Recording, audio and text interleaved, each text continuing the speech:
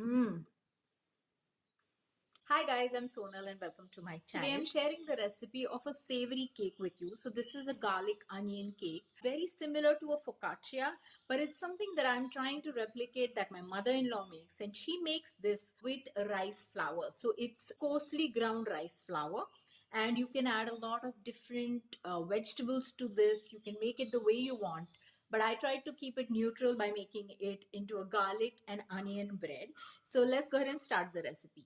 So this is 7 to 10 cloves of garlic, and I am using this tiny chopper to do this. I'm going to share the link for that in the description. I have added this to a small pot, half a cup of a good quality olive oil, but you can keep it to 1/3 cup. I think that is more than enough. So I've put the oil along with the garlic on a slow burner, and I'm going to let it go for about 3 to 4 minutes. You don't want the garlic to burn, and in my case it started getting brown, so I put some cold onion into it. Also added a tablespoon of olive oil to it so that everything cools down, because if your garlic burns, it's going to become bitter. Here is some water. I'm putting some rosemary sprigs into this. The reason is that I don't have fresh rosemary, which would work much better with this. So let's mix the dry ingredients. Here I have 2/3 cup of almond flour, to which I've added 1/4 cup of coconut flour and 1/4 cup of whey protein powder. Whey protein powder is going to make it lighter and kind of crumbly. And here is 2 teaspoons of baking powder, 3/4 teaspoon of onion powder dehydrated, and I forgot to show you guys that. That gives the salty bread a little bit of sweet and also the flavor of onion. And I have taken 3 eggs. I am taking one of the egg yolks out, and this is one of the ways in which you can do it. Use your clean hands and just lift the egg yolk out.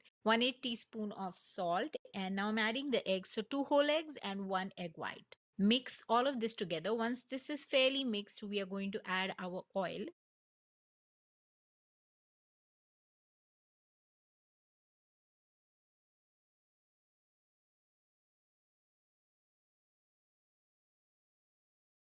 So here is the garlic oil which I'm adding.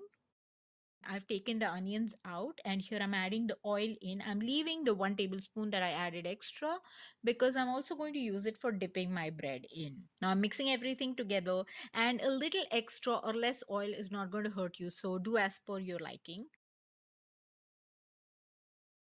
So now our batter is ready. I'm going to put it in the pan. I have a parchment paper here. I have put my pan on top of it to get an idea of how big it is. And then I have cut on a bias on the sides the rest of the way. And this gives it a perfect shape. So you place it in the pan, put your batter in, and tap it down to go to all of the sides so that you get a nice square shape.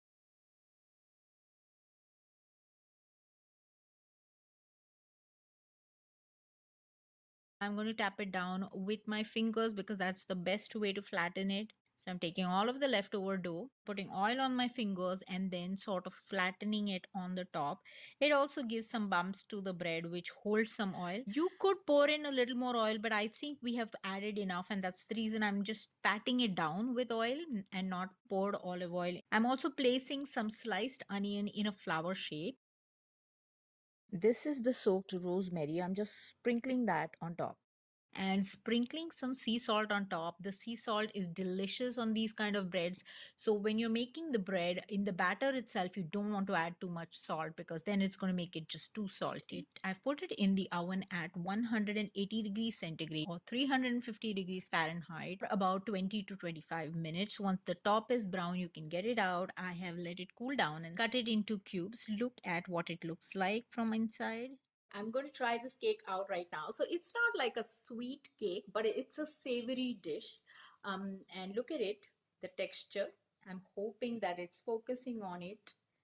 And I'm going to just take a bite. Mmm. It's saturated with olive oil, and you can never have too much of it. Even originally, this recipe is gluten free. That's the reason it is crumbly and it doesn't hold together, and that's how it should be. Don't forget to share this channel and this recipe with your friends and family. Anybody who follows keto, low carb, diabetic friendly healthy diets. And I will see you in my next recipe. Check out my website for the ingredients and gadgets that I use in my kitchen. And thanks for watching. Bye.